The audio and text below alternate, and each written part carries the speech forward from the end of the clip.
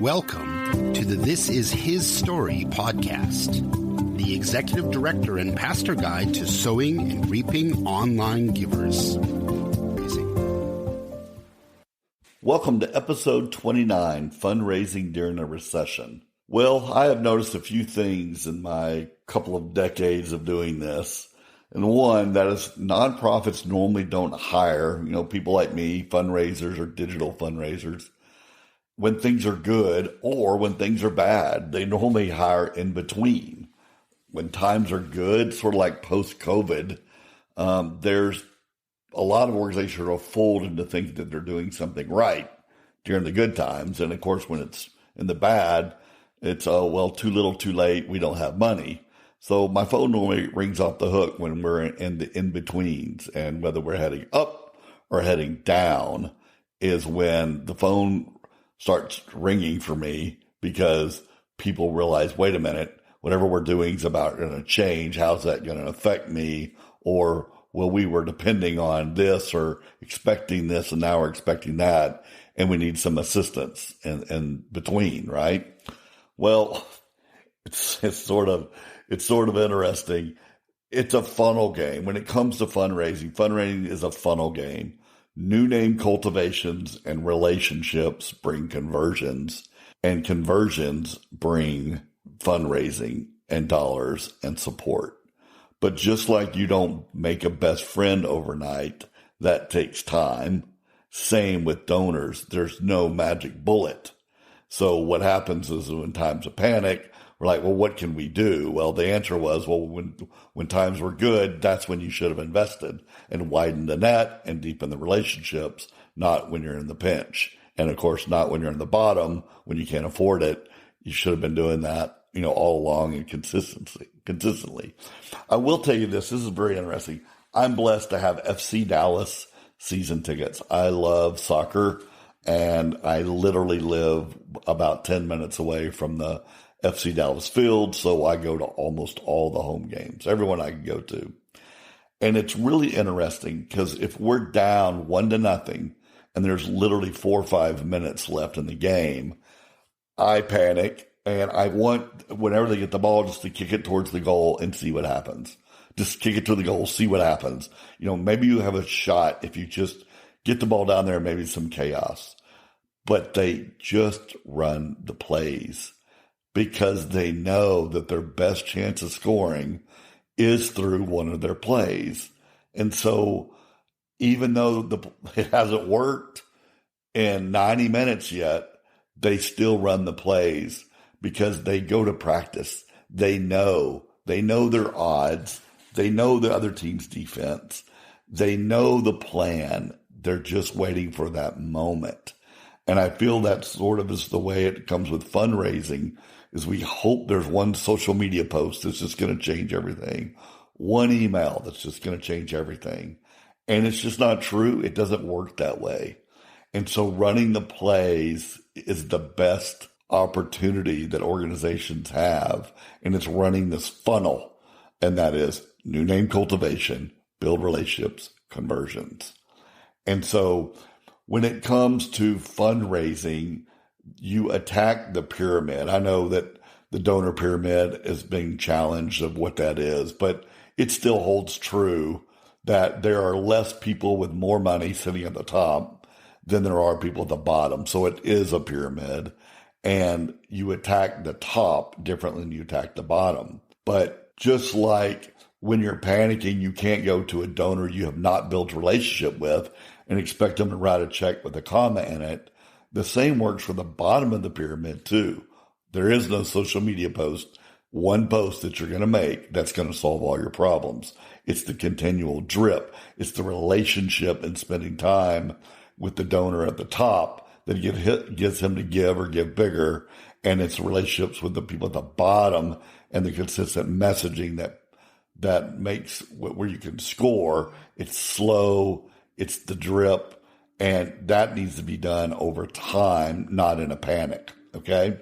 So let's talk about a couple of things that are really important. And of course, if you're listening to this podcast, I focus on digital fundraising And I stay within website, social media, email, apps, all the things digital. Obviously, there's a lot of things I know about the other side as well, but that's not my bullseye. So let's stay digital right here. Okay, website. The bottom of the funnel is it's your website, your digital asset, and of course the donation page. But a lot of people are missing these things. So let's get right to them. Number one, messaging. It's the core of your website because it's the core of your organization that you must message and tell people about. And that's what your website's here to do. Messaging is what you say and how you say it. It's how your visitors come to understand your mission and the value to the world you provide, your value to kingdom work. When your messaging is disorganized or it's too dense, there's too much stuff going on your website, or it's confusing, you sort of lose credibility, if you will. So I want you to think like this. Sometimes I ask people, what does your organization do? And I get a 5-minute answer. Well, we have 7 different locations, and this one, blah, blah, blah, we blah, blah, blah, blah, blah, blah, blah, blah, blah. And at the end, I'm like, you help victims of domestic abuse start over. And they're like, oh, yeah, that's the simple way to say it. It's like, no, that's the only way to say it, especially when it comes to your website.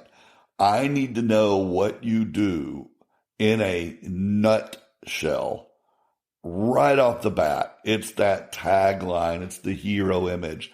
It's the message. Now, how you do it, we'll dig down into. But if you don't have the what down into that business card size, quick saying, it's going to be very confusing. And trust me, I know I work with organizations that have been 5 years old, 10 years old, 50 years old, 100 years old. And the longer you're around, the more you do and the more complicated you feel it is. But it can never leave the essence of what you do. So if it is, we help victims of domestic abuse start over, then you can show how, if somebody wants to lean in and dig in, which goes into the second point, the visitor journey. Give them the why.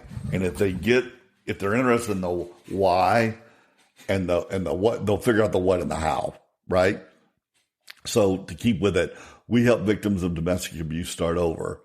Well, show a problem, show a solution. 3 out of 10 women are victims of domestic abuse. I made that up, by the way. Don't quote me. Don't make a t-shirt over that. 78% of domestic abuse victims return to the perpetrator.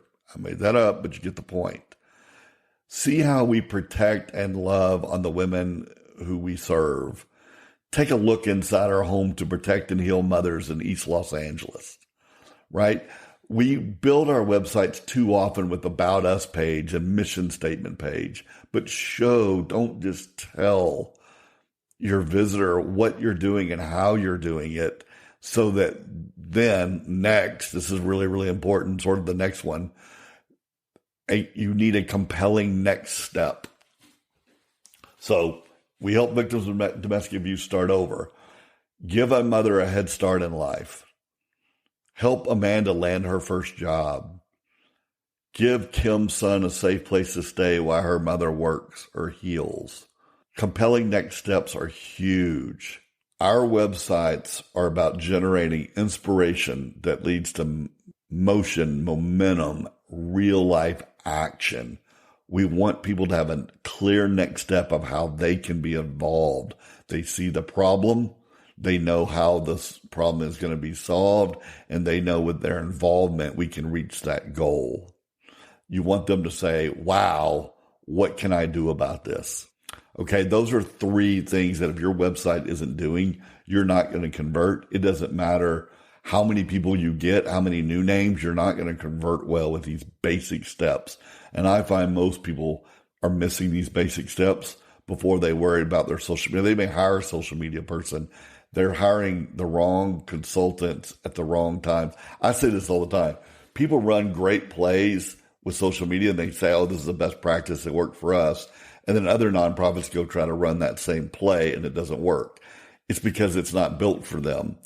This is the main thing, and that is conversion and messaging on your website. Once you get this, then you worry about your social media. Then you worry about your emails. Then you worry about the top of the funnel. But you got to get the bottom of the funnel done right, or else the top doesn't work, which is why I titled this, What Do You Do During a Recession? Because a lot of people work at the top of the funnel during a recession with the bottom of the funnel not working right. Always work from the bottom up. Then then you won't be frustrated with wasting money. Trust me, by the time my phone rings, it's because somebody tried it a lot of different ways and they're just not seeing the needle move. They don't understand why. Well, we're doing all the right things, and this person said this was great, and they told me it was going to work, but it doesn't. And the executive director or pastors call me in and say, what's happening? And then I find that this stuff is normally the problem, right? The secret to a recession is the same as when times are good. It's the exact same. And conversions. Pull people in, build the relationship, then the conversion, and let them be your ministry partner. Don't panic. Just do the right things. Run consistently. If I was a football coach, it'd just be hand off, get a couple yards, get a couple yards, get a couple yards. Every once in a while, you throw a crazy pass, but just chug away. Make sure your messaging is super tight on your website. Give your visitor a journey through the problem or the solution, and then at the very end, give them a compelling next step that they can be part of. I'll read it one more time just in case you didn't take notes. We help victims of domestic abuse start now. Take a look inside our home and see how we protect and heal mothers in East Los Angeles. And then help Amanda land her first job. Give her mother a head start in life. Give Kim's son a safe place to stay while her mother works or heals. Those are next steps. Make sure your website has all these, and you will do good in the good times and the bad. Hope this helped. Thank you for listening to today's episode of This Is His Story podcast. Overwhelmed at all the technical terms, trends, options, cost, invoice signings for your organization's digital strategies? Join other leaders of Christian organizations as we join hands in our closed Facebook group. Go to creativedigitalguide.com/Facebook to register and apply for access. I'm only allowing executives of Christian organizations in. No vendors, no high-pressure sales, no gimmicks into this closed Facebook group. Sign up today and be encouraged and informed as you lead your Christian organization. Looking for a free resource to help your organization move the needle on new names and donors? Watch the 5 simple shifts to gain dedicated donors with your digital strategies webinar. Go to creativedigitalguide.com to register for this on-demand resource built exclusively for executive directors. creativedigitalguide.com for more information of gaining donors and telling stories that convert to new names and donations. Fund your God-sized mission.